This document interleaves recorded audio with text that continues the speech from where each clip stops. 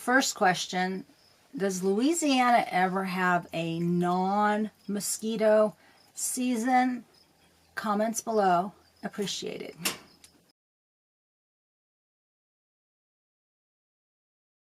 Welcome. My name is Jill Elizabeth, and I like to call myself these three things.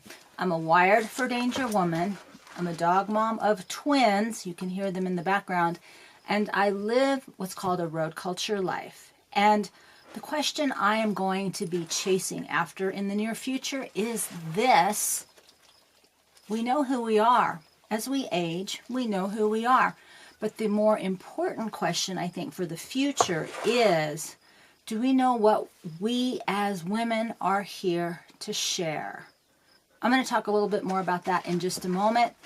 First, we're going to take a deep breath, and I will see you on the other side.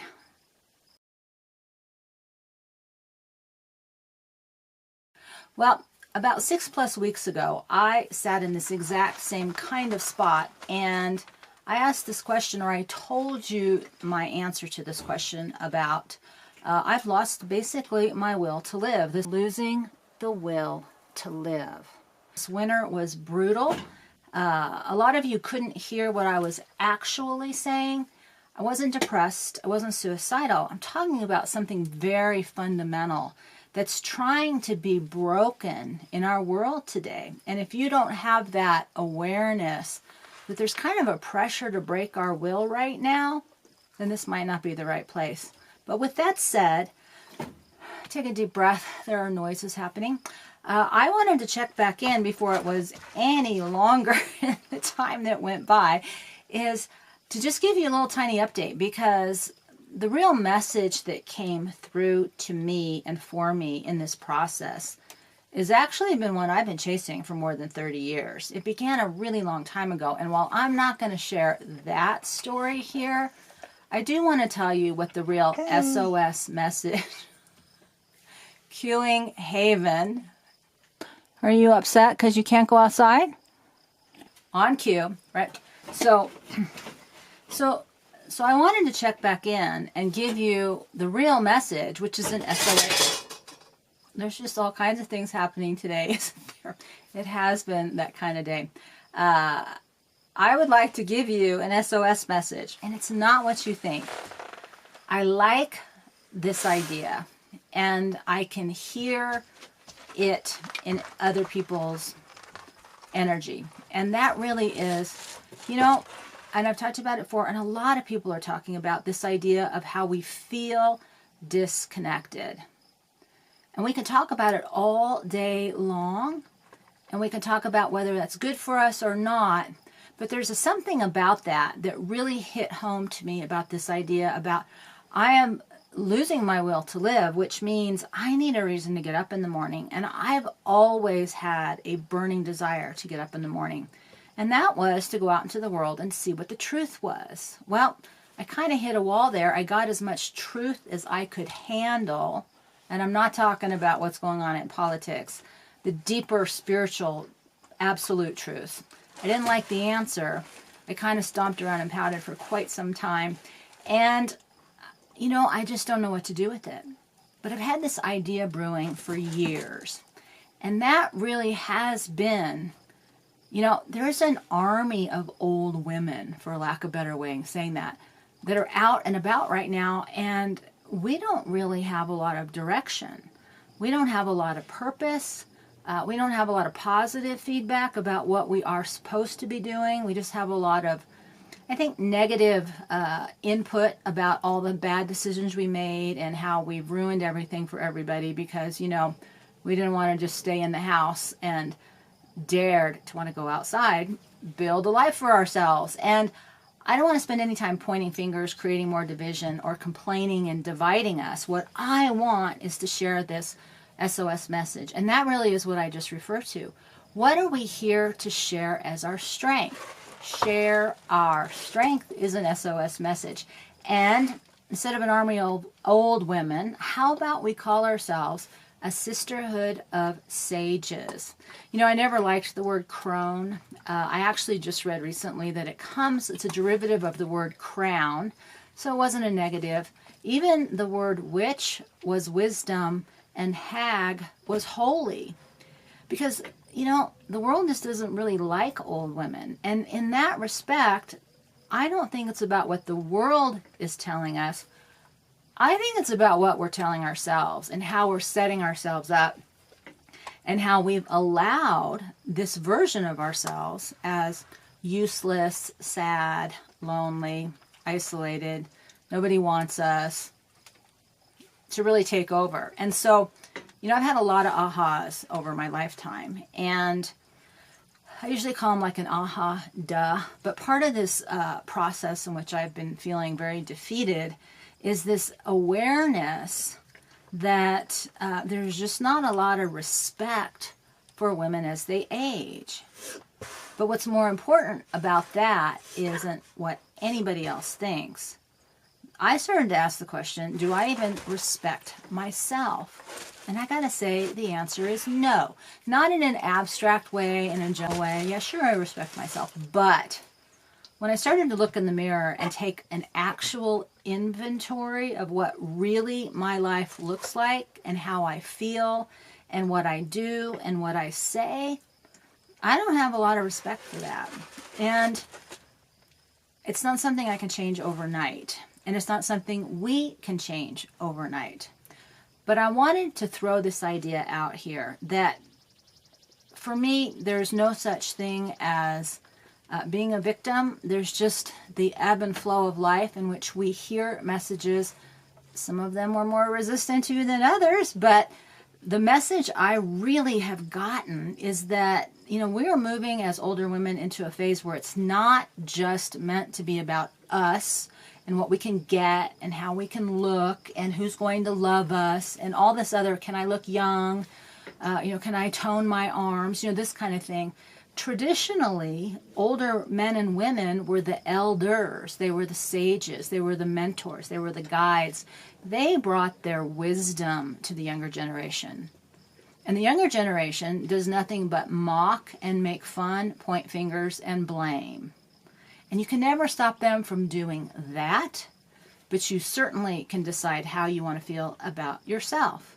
And that is the journey that I want to take with you moving forward, because even though I didn't choose to have children, I don't regret the decision to not have children, and I would never go back and have children if I had to do it all over again.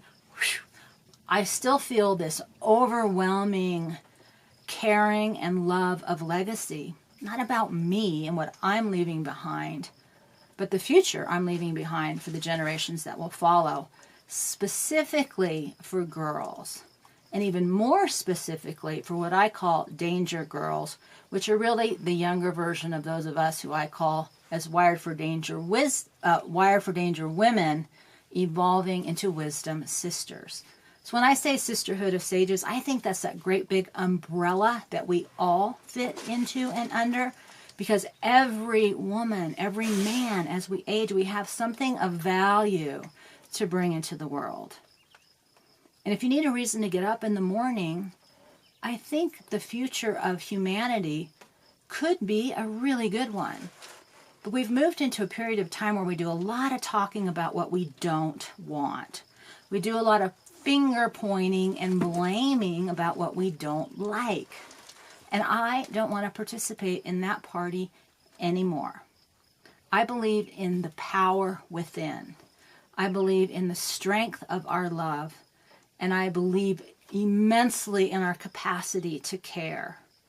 What I also have noticed that we as older women have set ourselves up to be very difficult in finding ways to connect with each other, making time, having the space, being willing to be flexible, and most importantly, to do the work, because it's a lot of work. And so that's where I want to go with you.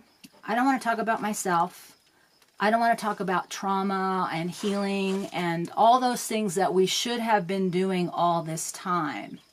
Because what happens when we're done with our personal healing? If we just sit around and blissed out, what good is that?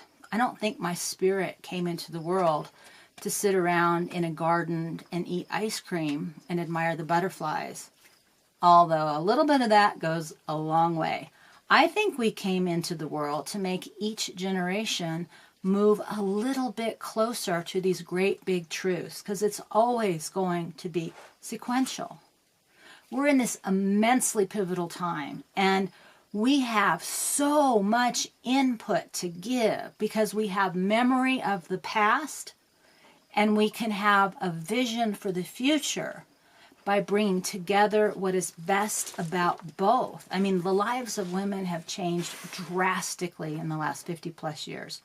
What my grandmother and my mother and myself, these 3 generations of women, have witnessed is overwhelming. But, you know, women who are over 50-ish, we're kind of the last generation to remember a life before the internet and cell phones and social media and technology and the loss of privacy and too much information and complete disconnection in person and only connecting here. And so I think if we as women have always been the relationship builders and containers for families and for communities, if we don't decide to take that back and really decide what we would like to see for our daughters and granddaughters and great-granddaughters, whether you have children or not, it's the future of humanity. It's a really scary place out in the world. And I don't hear any women talking about it in a way that I would want to participate in it. And so I thought I would talk about it from my own point of view. Now, we're going to move forward. I'm going to include video, the podcasts, posts, journaling, things like that. I've got a whole slew of ideas that I've been carrying around with me for years. I just haven't had the courage to jump into this version, but I'm ready to jump into this version. So I wanted to check in with you. I wanted to let you know I am doing fine, although I am hot. Do I look sweaty? I am in transition. I am transitioning. My trailer is empty. I am moved into my truck. I am transitioning who I look like. We're in between. And I am transitioning my thinking. I'm transitioning my feeling. I'm transitioning my spiritual process, not by anything that's being orchestrated by the world around me, but by the message that I received decades ago within me. And so we'll talk more about what messaging we hear. But I wanted to deliver this direct SOS message to women. I would like us all to be a sisterhood of sages and carefully, meticulously, with an integrity and a joy, share our strengths. If that sounds good to you, I hope you will subscribe. I hope you will join me over at my Substack. All of the links are below. And with that, Haven is staring at me, ready to go. Deep breath, and I will see you next time. You guys ready? Ready? Ready? Ready?